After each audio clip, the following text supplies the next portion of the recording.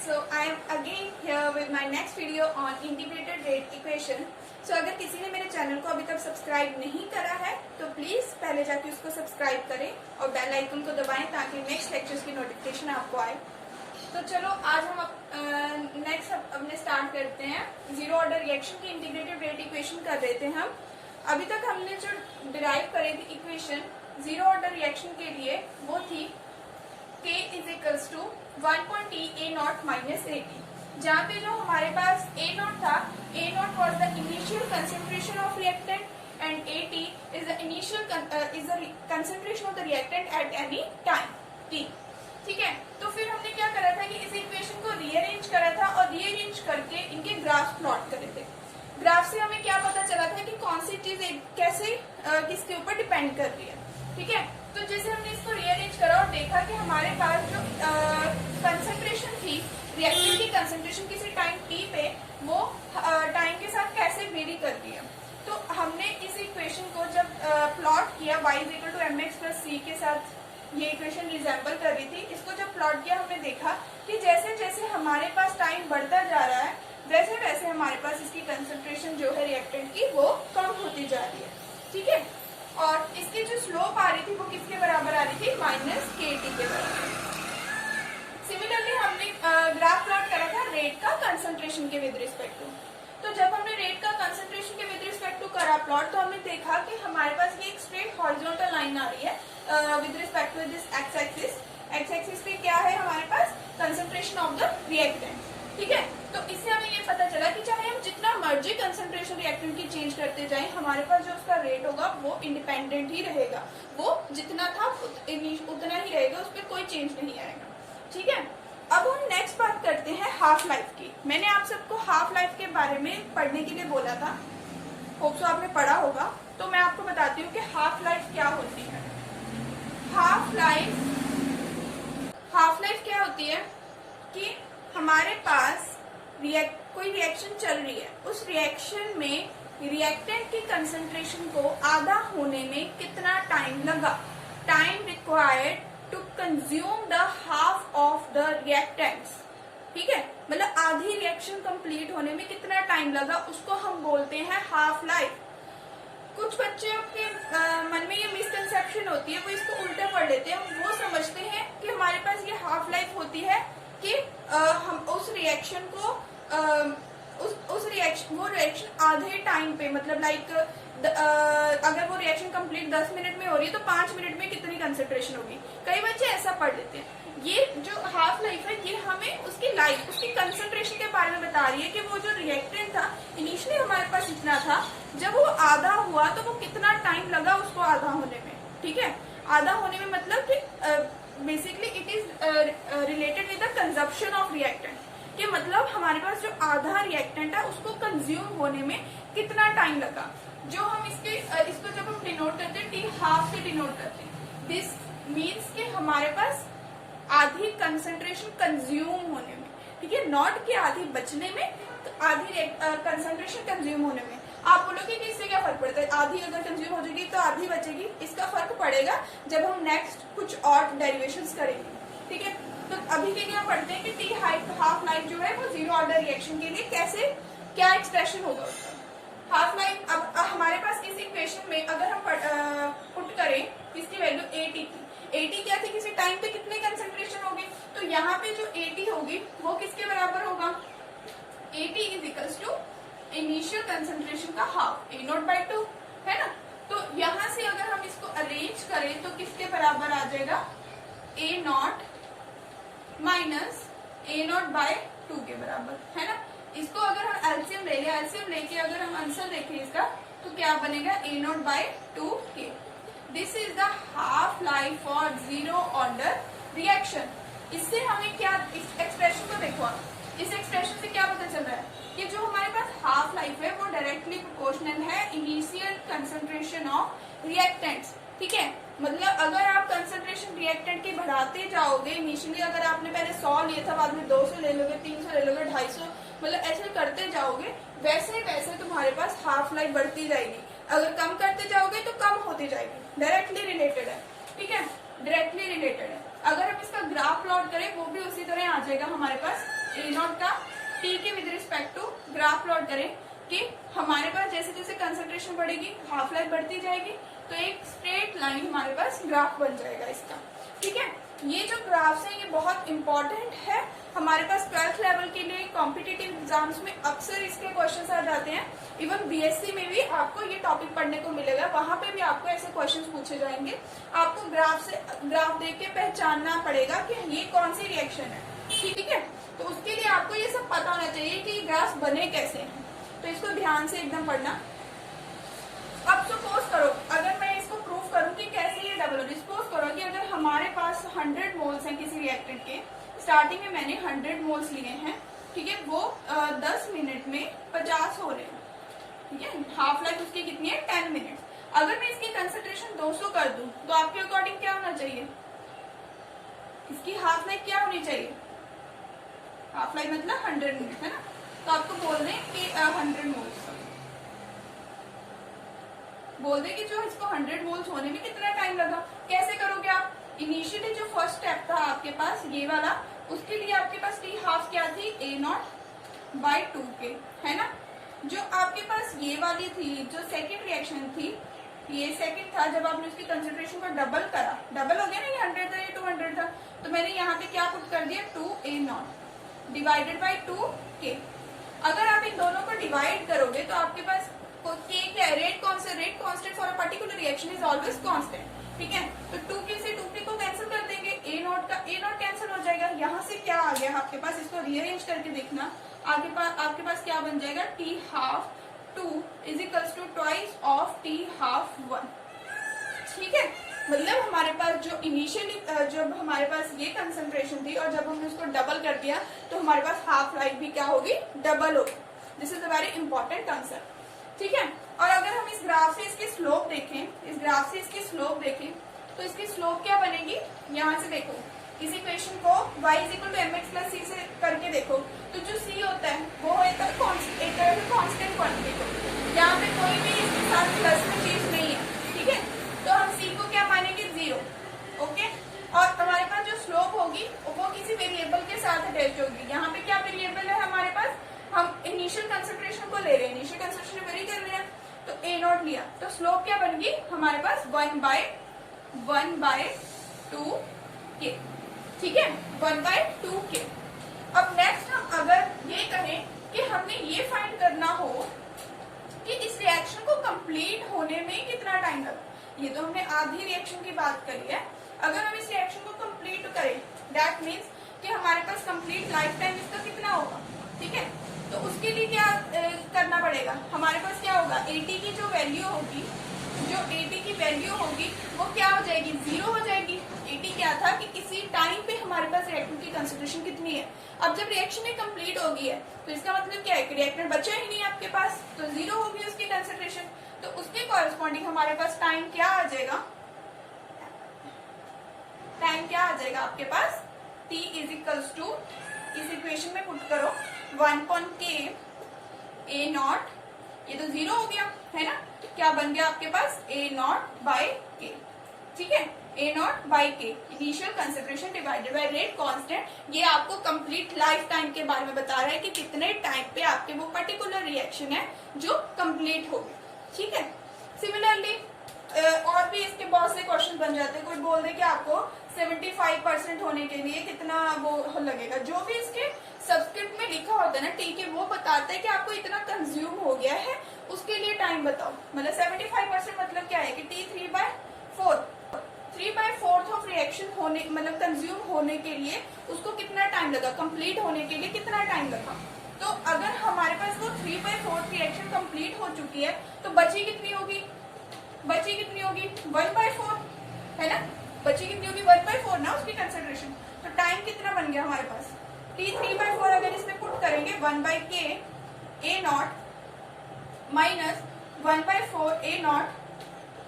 ठीक है, 1/4 ए नॉट ये बन गया हमारे पास, इसको करो एलसीएम लो तो क्या बनेगा 3/4 के। अब अगर आप इन इक्वेशंस को ऑब्जर्व करो, इक्वेशन नंबर ये है आपके पास 2 हाफ लाइफ के लिए, ये है आपके पास इक्वेशन नंबर 3 और ये है इक्वेशन नंबर 4। ठीक है, अगर आप इन इक्वेशंस को ऑब्जर्व करो तो देखोगे आप कि एक इनका ना जनरल फॉर्मूला बन सकता है। जनरल फॉर्मूला कैसे कि अगर आपको बोल दे कि फाइंड करनी है कि मतलब मान लो हाफ लाइफ दे दिया, आपको बोल दिया कि 75% फाइंड करो, 68% फाइंड करो, ऐसे करो वैसे करो, तो क्या ही आप इतना पुट करते जाओगे। तो हमारे पास जनरल फॉर्मूला क्या बनेगा, हम जनरल फॉर्मूला लेंगे t x divided by t y is equals to x divided by y. ये x और y क्या है, जो आपको दे रखे हो कि आपको हाफ लाइफ दे रखा हो 3/4 फाइंड करने के लिए कह दिया, वो हाफ फाइंड कर 75% कह दिया, 68% कह दिया, 50% कह दिया, 52, 50 मतलब कोई भी परसेंटेज फाइंड करने के लिए बोला हो तो आप इस जनरल फॉर्मूले से जा सकते हो। जस्ट पुट के आपके पास सपोज आपको बोल दिया कि 3/4 ही फाइंड करो, ठीक है, बस जो आपको बोला है उसको पुट करो, हाफ हाफ 3/4 3/4, तो आपके पास क्या आ जाएगा, आंसर आ जाएगा डायरेक्टली। ओके, सो ये थी हमारे पास जो भी हमने अभी तक करा है, ये सब कुछ था जीरो ऑर्डर रिएक्शन के लिए। अगर अब हमारे पास जो नेक्स्ट है first order reaction. First order reaction में हमने क्या पढ़ा था कि हमारे पास सपोज कर लो कोई रिएक्टेंट ए है, वो बी में जा रहा है, ठीक है, रिएक्टेंट ए है वो बी में कन्वर्ट हो रहा है। रेट जो है वो कैसे डिपेंड करता था, रेट इज इक्वल्स टू के, जो भी हमारे पास रिएक्टेंट की कंसंट्रेशन थी। सपोज हमारे पास at any time t is equal to 0, इसकी कंसंट्रेशन a है और तब b नहीं बना है, तो t is equal to t के ऊपर क्या हो जाएगा, हमारे पास b है, x अमाउंट बन गई उसकी, तो a की कितनी अमाउंट बचेगी, a माइनस एक्स। तो रेट हमारा क्या हो जाएगा, रेट हमारा डेट इज d रेट। रेट क्या होता है कि हमारे पास कितना चेंज आया है ना, तो रेट क्या होगा, dx by dt is equals to k a minus x, यही होगा रेट, है ना, यही होगा रेट। तो अब हमने फाइंड करनी है इंटीग्रेटेड रेट इक्वेशन। तो इंटीग्रेटेड रेट इक्वेशन के लिए हम क्या करेंगे, इस इक्वेशन को इंटीग्रेट कर देंगे। इंटीग्रेट करने के लिए मैंने आपको बोला था कि सेम वेरिएबल्स को एक साइड ले और dx a माइनस एक्स, ठीक है, dx a माइनस एक्स, और इधर आप ले जाओगे dt को, k कांस्टेंट है तो उसको इंटीग्रेशन से बाहर कर लो। अब लिमिट्स क्या होंगी, इनिशियली हमारे पास a था, चेंज किस में हो रहा है, a माइनस एक्स में, तो इनिशियली a था, किस में कन्वर्ट हो गया, a माइनस एक्स में, किस टाइम पे था, 0 से t तक, ठीक है, 0 से t तक। तो अब जब आप इस इंटीग्रेट करोगे, इंटीग्रेट करने का क्या फॉर्मूला होता है, इंटीग्रेट करने का क्या फॉर्मूला होता है, मैथ्स वालों ने पढ़ा होगा कि जब हम 1/x की इंटीग्रेशन करते हैं तो वो किसके बराबर होती है, ln x के बराबर। ln क्या है, नेचुरल लॉग है हमारा, उसके बराबर होती है। तो अगर मैं इसको लिखूं तो ये किसके बराबर हो जाएगी, ln a minus x. Okay, a से a माइनस एक्स गए हम, इज इक्वल्स टू k, यहाँ पे आ गया t। ओके, यहाँ पे आ गया t, t कैसे t, इसकी dt की इंटीग्रेशन t होगी और 0 से t हो गया। अब इसमें हम लिमिट्स पुट करेंगे, upper limit minus lower limit.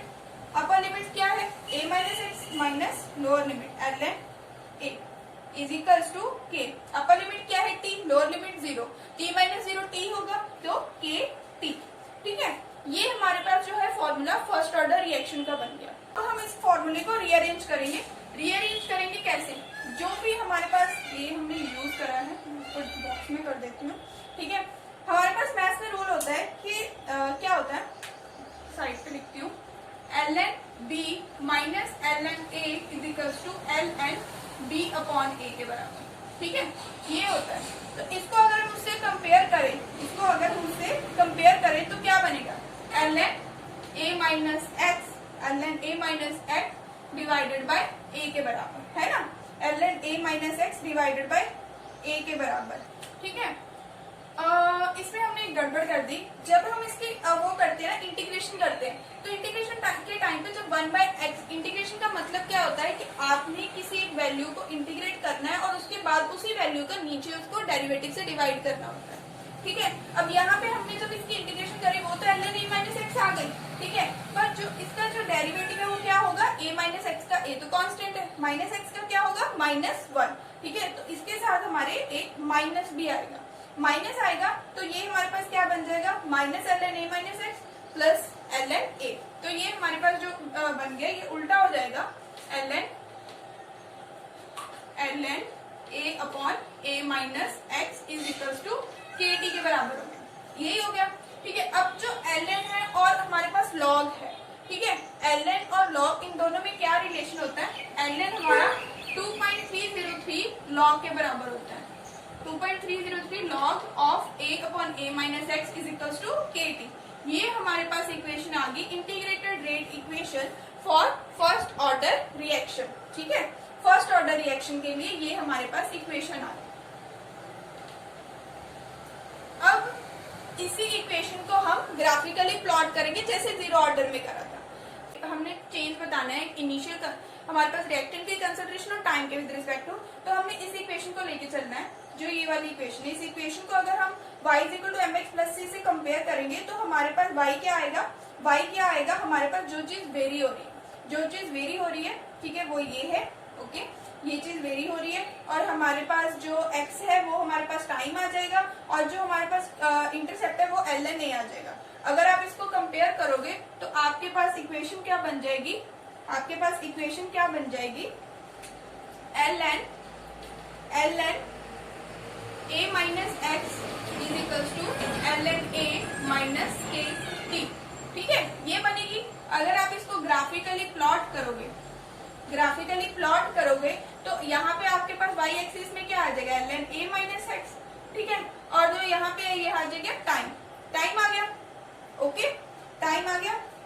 तो अब आपने इसको जब देखा तो क्या है कि आपके पास स्लोप क्या है, नेगेटिव है, तो इसका मतलब क्या होगा, ये ग्राफ ऐसे बनेगा। तो इसकी स्लोप क्या आ गई आपके पास, माइनस के, ठीक है, और आपने इसको जब इसके साथ प्लॉट करा तो आपके पास जो इंटरसेप्ट आया वो आया ln a।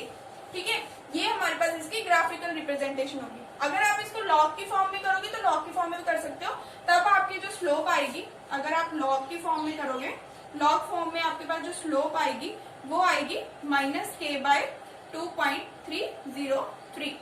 ठीक है, ओके, ये जो हमने किया वो किया हमने इस इक्वेशन का प्लॉट। ठीक है, अगर हम वैसे तो हमें इस इक्वेशन की इतनी जरूरत नहीं पड़ती प्लॉट की, बट अगर हम इसको प्लॉट करना चाहें तो इसको कैसे करेंगे, log of a upon a minus x, ये होगा ना, log of a upon a minus x. कई बार ऐसे होता है कि a को इन्होंने a नॉट लिखा होता है, जैसे मैंने उसमें लिखा था तो कंफ्यूज होना, ये इनिशियल कंसंट्रेशन है।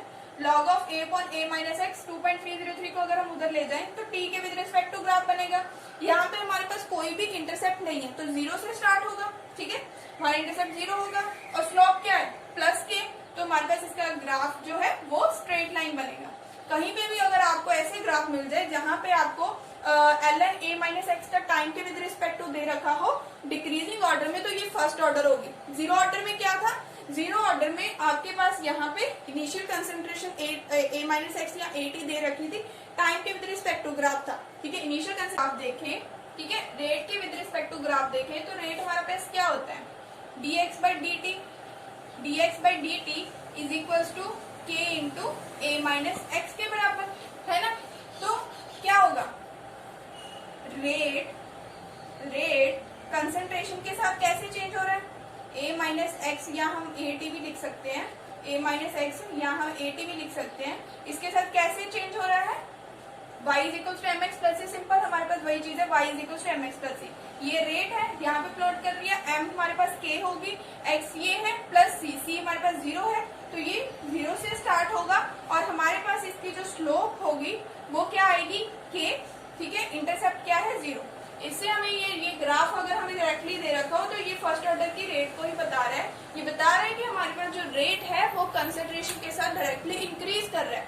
जीरो ऑर्डर में क्या था, हमारे पास कांस्टेंट आया था, यहाँ पे स्ट्रेट लाइन आ रहा है, तो ये हमारे पास डिफरेंस है ग्राफ्स में। ग्राफ को देख के आप समझ सकते हो कि कौन सी रिएक्शन दे रखी है, आपको याद होनी चाहिए ये चीज, और ये किस किस के विद रिस्पेक्ट टू है, ओके।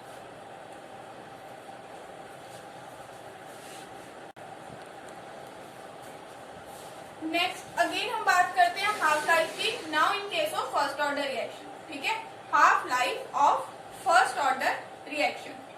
फर्स्ट ऑर्डर रिएक्शन में भी सेम केस के हमारे पास वही कि हाफ लाइफ की डेफिनेशन तो चेंज नहीं होने वाली, बस अब इसमें क्या होगा, एक्सप्रेशन चेंज होगा।